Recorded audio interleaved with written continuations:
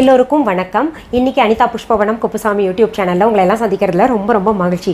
இன்றைக்கு பிறந்தநாள் மற்றும் திருமண நாள் காண இருக்கின்ற அனைவருக்குமே என்னுடைய வாழ்த்துகள். உங்களுடைய வாழ்க்கையில் நீங்கள் அனைத்து நலங்களும் வளங்களும் கிடைக்கப்பெற்று நீடூழி வாழணும்னு சொல்லிட்டு நான் இறைவன்கிட்ட பிரார்த்திக்கிறேன். இந்த காணொலியை காண்கின்ற அனைவருக்குமே இந்த நாள் இனிய நாளாக அமையட்டும். இன்னைக்கு இந்த பதிவில் நம்ம வீட் பிரெட் செய்கிறது எப்படி அப்படின்றத பார்க்கலாம். பொதுவாகவே மைதா மாவில் செய்யக்கூடிய பிரெட் டெக்ஸ்சர் ரொம்ப நல்லா வரும், ஃபினிஷிங் நல்லா வரும், சுவையும் அதிகமாக இருக்கும், ஒரு ஸ்பாஞ்சினஸ் இருக்கும். ஆனால் வீட் பிரெட் பார்த்தீங்கன்னா கொஞ்சம் ரஃப்பாக இருக்கும், அது ஃபினிஷிங் அவ்வளவாக வராது. ஆனால் இந்த மைதா மாவு உடம்புக்கு நல்லது இல்லை இல்லையா? அதனால் நம்ம பிள்ளைங்களுக்கு கோதுமை மாவில் பிரெட்டு செஞ்சுட்டு சாப்பிட பழக்கி விடணும். இந்த கோதுமை மாவு பிரெட்டெல்லாம் செய்யணுன்னா எங்களுக்கு அவன் வேணுமே, அதெல்லாம் எங்ககிட்ட கிடையாது அப்படின்னு நினைக்கிறவங்களுக்கு குக்கர்லேயும் செய்து காமிக்க போகிறேன். அவனில் ஒரு செட்டு வைக்க போகிறேன், குக்கரில் ஒரு இது வச்சு காமிக்க போகிறேன், ஒரு ட்ரே வச்சு உங்களுக்கு செய்து காமிக்க போகிறேன். ஆனால் அவனில் ஃபினிஷிங் இன்னும் நல்லாயிருக்கும், குக்கரில் கொஞ்சம் வெடிப்பு ஒரு மாதிரி இருக்கும். அது எப்படி இருக்குன்னு நீங்களே பார்த்து தெரிஞ்சுக்கோங்களேன். ஆனால் டேஸ்ட்டு நல்லாயிருக்கும், அதே போல தான் இருக்கும். இப்போது இந்த வீட் பிரெட் செய்வதற்கு தேவையான பொருள்கள் என்னென்ன, அதன் செய்முறை எப்படின்றது பார்த்துடலாம். பிரெட் செய்யணுன்னா ஃபஸ்ட்டு ஸ்டெப் நம்ம ஈஸ்ட் ஆக்டிவேட் பண்ணணும். அதற்காக 2 கப் பால் எடுத்திருக்கேன். அதில் 5 டீஸ்பூன் போல் ஈஸ்ட் எடுத்துக்கோங்க, ட்ரை ஈஸ்ட் எடுத்துக்கிட்டு அதில் சேர்க்கணும். இப்போ நான் செய்ய போகிறது இன்றைக்கி 8 கப்பு மாவில் செய்ய போகிறேன். பொதுவாகவே 4 கப்பில் தான் செய்வேன், அது போதுமானதாக இருக்கும். ஆனால் நான் குக்கர்லேயும் செய்து காமிக்க போகிறேன், உங்களுக்கு அவன்லேயும் செய்து காமிக்க போகிறேன் இல்லையா? அதனால் 2 பங்கு எடுத்திருக்கேன். நீங்கள் இது ஒரு செட்டு பண்ணணுன்னா, ஒரு ஃபேமிலிக்கு பண்ணணுன்னா 4 கப்பு கூட போதுமானது. இப்போ பாருங்கள், இந்த பால் மிதமான சூடில் இருக்கணும். நம்ம கை வச்சா சுடக்கூடாது, நம்ம கை வச்சா பொறுக்கிற அளவு சூடு இருக்கணும். அதில் நம்ம 5 டீஸ்பூன் போல் ஈஸ்ட் சேர்த்துக்கலாம். அது கூடயே 6 டீஸ்பூன் சர்க்கரை சேர்த்துக்கலாம். டீஸ்பூன் ரொம்ப பெருசாக இருந்துச்சுன்னா 5 போட்டால் போதும். இது ரெண்டும் நல்லா கரையணும். இப்போது இந்த ஈஸ்ட் ஆக்டிவேட் ஆகணும். பாருங்கள், நான் கலந்துட்டேன், இல்லாட்டி நல்லா நுர தள்ளிக்கிட்டு வரும். அது சர்க்கரை நல்லா கரையிற வரைக்கும் நீங்கள் கலந்துக்கிட்டே இருங்க. இந்த ஈஸ்ட் பாலில் ஒரு 5 நிமிடங்கள் ஊறுனா போதும். இந்த மாதிரி மேலே பாருங்கள் கொஞ்சம் நுரையாக இருக்குது. அந்த பால் வெள்ளையாக இருந்தது இல்லையா, அது ஒரு க்ரீம் கலராக பழுப்பு நிறமாக மாறி இருக்குது. இப்போ அடுத்தது நம்ம மாவு பிசையலாம். ஒரு பெரிய பவுல் எடுத்துக்கோங்க, அதில் 8 கப் மாவையும் ஒன்றா போட்டுடலாம். அடுத்தது இதில் 1.5 டீஸ்பூன் போல் உப்பு சேர்த்துக்கோங்க. அடுத்தது 6 டேபிள் ஸ்பூன் போல் வெண்ணெயை சேர்த்துக்கோங்க. ரூம் டெம்பரேச்சரில் இருக்கணும். இங்கே பாருங்கள், நம்ம கை வச்சா இப்படி இருக்கணும். பிசைகிறப்போ அது கட்டியாக இருக்கக்கூடாது. வெண்ணெய்க்கு பதிலாக நீங்கள் எண்ணெய் கூட சேர்த்துக்கலாம். இப்போது இது எல்லாத்தையும் நல்லா கலந்துக்கோங்க. இப்போ இந்த மாவில் ஈஸ்ட்டும் சர்க்கரையும் கலந்த பால் இருக்கு இல்லையா, அதை ஊற்றி பிசையணும். தேவைப்படுமே ஆனால் நம்ம தண்ணியும் சேர்த்துக்கணும். தண்ணி கட்டாயம் சேர்க்க வேண்டியது இருக்கும். இங்கே பாருங்கள், ஈஸ்ட் எப்படி நல்லா ஃபர்மெண்ட்டாக இருக்குல்ல, நல்லா நுரையாக பாலே நல்லா திக்காயிடுச்சு, ஒரு க்ரீம் மாதிரி இருக்கும். இப்போ இதை கொஞ்சம் கொஞ்சமாக சேர்த்து நம்ம மாவு பிசையலாம்.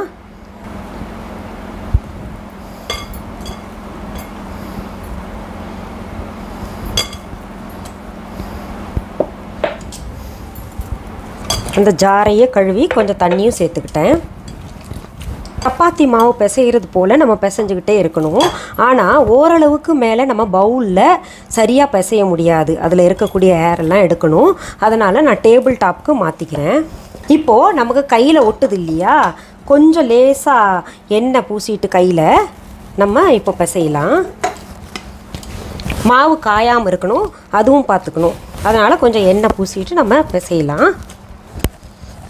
மாவு பிசைகிற மெஷின் இருக்குது, இருந்தால் கூட அதில் போடாமல் எளிமையாக எல்லார்ட்டையும் இருக்கக்கூடிய பொருள்களை வச்சு நான் செஞ்சு காமிக்கிறேன்.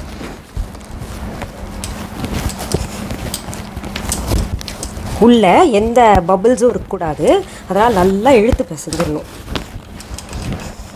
நம்ம இந்த மாவு பிசையும் போதே பாருங்கள், கவனிங்க, மாவு அப்படியே கொஞ்சம் கொஞ்சமாக ஃபர்மெண்ட் ஆகிட்டுருக்கு. அதாவது அது ஈஸ்ட் போட்டிருக்கோம் இல்லையா, அதனால் ஃபர்மெண்ட் ஆகும், கூடும். இப்போ பாருங்கள், மாவு நல்லா சாஃப்டாக பிசைஞ்சாச்சு. இப்போது அதே பவுலில் கொஞ்சம் எண்ணெய் பூசிட்டு, மாவு காயக்கூடாது அதனால் எண்ணெய் பூசிக்கிறேன். பாருங்கள், எண்ணெய் நாலா பக்கமும் பூசிக்கோங்க.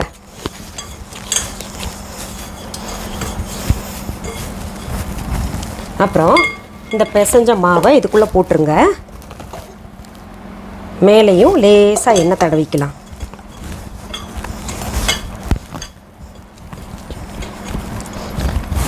இதை நல்லா ஏர் டைட் பண்ணிக்கிட்டு, இப்போ பாலித்தீன் கவர் இருந்துச்சுன்னா நல்லா காற்று புகாத மாதிரி நீங்கள் போட்டு நல்லா கட்டி விட்டுருங்க. அப்படி இல்லையா, அதுக்குன்னு தனியாக லிட்டு இருந்துச்சுன்னா அதை போட்டு நீங்கள் மூடி கொஞ்சம் இருட்டாக இருக்கணும், காற்று புகாத இடமா இருக்கணும். அந்த இடத்துல இதை ஒரு கிட்டத்தட்ட 1.5 மணி நேரத்துலேருந்து 2 மணி நேரம் வரைக்கும் ஊற விட்டுருங்க. நான் இப்போது கனமான மூடி, ரொம்ப கனமாக இருக்கும், இதை போட்டு மூடிக்கிட்டு இது வந்து நகராமல் இருக்கிறதுக்கு ஏதாவது இது மேலே வெயிட்டாக இருக்கிறது வச்சு விட்ருவேன். இப்போ நீங்களும் அதே மாதிரி செஞ்சுக்கோங்க. இப்போது நம்ம ப்ரெட்டுக்காக ஊற வச்சோம் இல்லையா மாவு, 2 மணி நேரம் நான் ஊற வச்சுருக்கேன். நல்லா பாருங்கள், பொங்கி வந்திருக்கு. நம்ம இந்த பவுல் ரொம்ப பெருசு, இந்த பவுலில் கிட்டத்தட்ட 1/4 இருந்தது கீழே. இப்போ பாருங்கள், நல்லா பொங்கிட்டு 3/4 வந்துச்சு. இந்த மாதிரி ஃபர்மெண்ட் ஆகணும். 2 மணி நேரம் வச்சிங்கன்னா நல்லா ஃபர்மெண்ட் ஆயிரும். இப்போது இதை எடுத்துகிட்டு நம்ம எப்படி இருக்குன்னு பார்க்கலாம். இங்கே பாருங்கள், இப்படி இருக்கணும் மாவு. இதை மறுபடியும் நம்ம கொஞ்சம் அழுத்தி சரி பண்ணிக்கலாம். இதை இப்போது நம்ம குக்கரில் ஒரு பகுதி வைக்க போகிறோம், அப்புறம் அவனில் வைக்க போகிறோம் இல்லையா, அதனால் நான் வந்து 2 பகுதியாக பிரிச்சுக்கிறேன். அதுக்கு முன்னாடி நான் ஒரு ட்ரே எடுத்துக்கிறேன், பிரெட் ட்ரே எடுத்துக்கிட்டு அதில் கொஞ்சம் எண்ணெய் பூசிக்கிறேன். நாலா பக்கமும் ஒட்டக்கூடாது இல்லையா, அதுக்கு பாருங்கள், சும்மா ஒரு சொட்டு போட்டால் போதும்.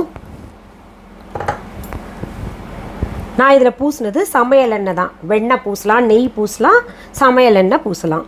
அவனில் இந்த ட்ரே வைக்க போகிறேன். இப்போது இந்த மாவு இருக்கு இல்லையா, நம்ம நினச்சபடிக்கு அது ஷேப்பில் தானாக வரும். இப்படி கையில் வச்சு அழுத்தி இப்படி பண்ணிக்கலாம். அந்த ட்ரே அளவு உங்களுக்கு கணக்கு பண்ணிக்கோங்க. இப்படி இருக்கு இல்லையா, இது நம்ம நல்ல ஷேப்புக்கு கொண்டுடணும்.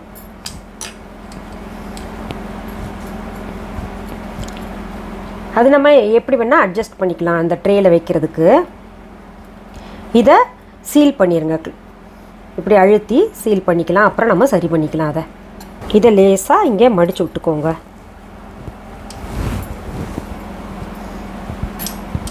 இப்போது இந்த ட்ரேயில் நான் வைக்கிறேன்.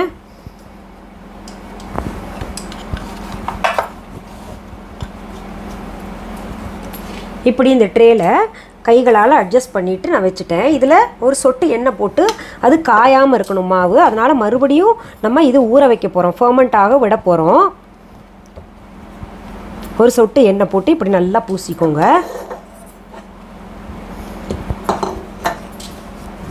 இப்படி வச்சுட்டு மறுபடியும் இதை வந்து நல்லா சீல் பண்ணிக்கோங்க. ஒன்றா ஒரு பாலித்தீன் கவர் எடுத்துக்கிட்டு நல்லா இறுக்கமாக போட்டு சீல் பண்ணிக்கோங்க. எனக்கு இந்த ட்ரேக்கு மூடி இருக்குது. இந்த மாதிரி நான் மூடி காற்று புகாத அளவுக்கு மறுபடியும் நம்ம ஒரு 1/2 மணி நேரமாக, அது குறைஞ்சது 1/2 மணி நேரம் இது ஊற விடணும். அதே போல் மைக்ரோவனில் வைக்கக்கூடிய ட்ரேக்கும் நான் ரெடி பண்ணுறேன். இப்போ பாருங்கள், பிரெட் ட்ரேயில் வந்து நம்ம மாவு போட்டு வச்சோம் இல்லையா, எவ்வளோ கம்மியாக, இது வரைக்கும் தான் போட்டோம், நம்ம பாதி வரைக்கும் தான் போட்டோம். நல்லா ஃபர்மெண்ட் ஆகிட்டு வெளியில் வரைக்கும் வந்திருக்கு. இது நம்ம குக்கரில் வைக்க போகிறது. இதுவும் அப்படி தான் ஃபர்மெண்ட் ஆகிட்டு நல்லா வந்திருக்கு, பஃபியாக இருக்குது. இப்போது நம்ம குக்கரில் வைக்கிறதுக்கு என்ன ப்ரொசீஜர்னால், ஒரு குக்கர் எடுத்துக்கோங்க. அதில் நல்லா ஒரு 3/4 கிலோ போல் உப்பு போட்டுக்கோங்க. நான் காமிக்கிறேன் உங்களுக்கு.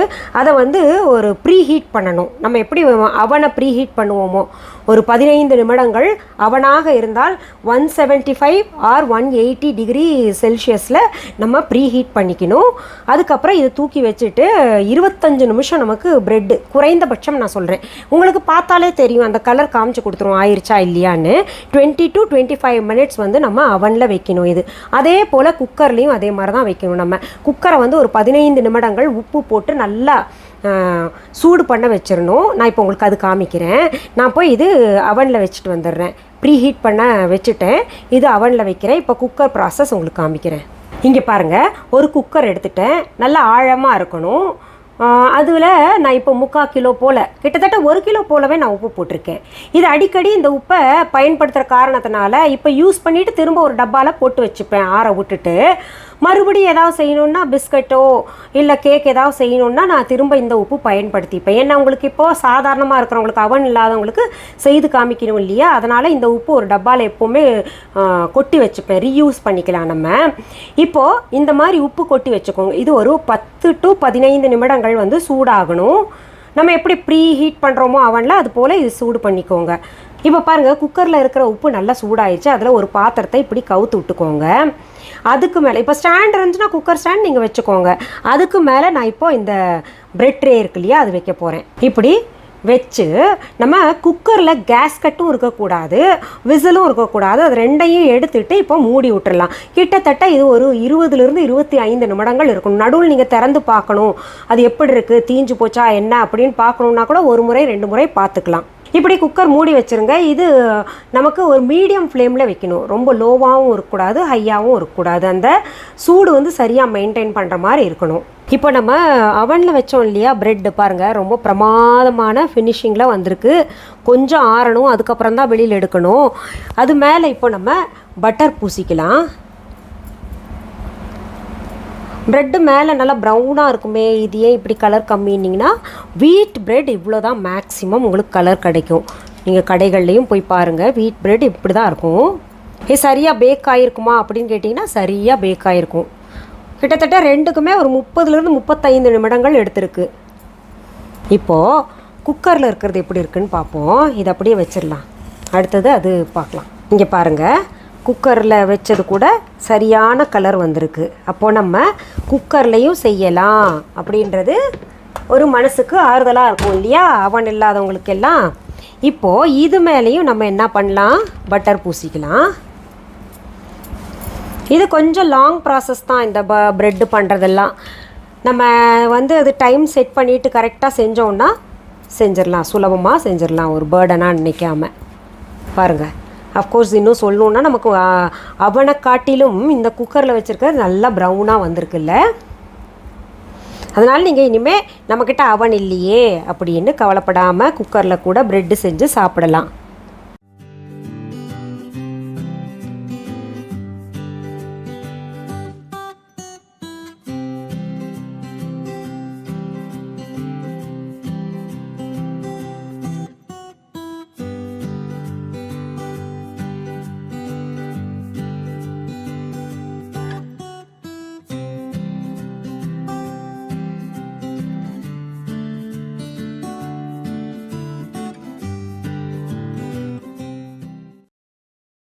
இப்போது நம்ம ஸ்லைஸ் பண்ணலாமா.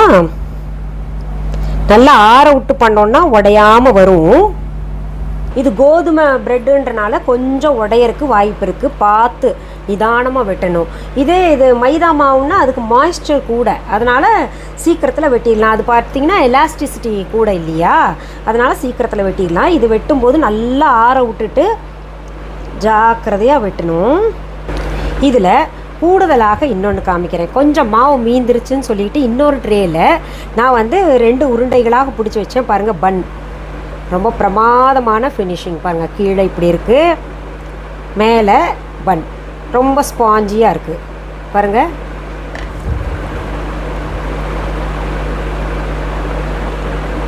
இன்றைக்கி இந்த பதிவில் வீட் பிரெட் செய்கிறது எப்படின்றது பார்த்தோம் இல்லையா.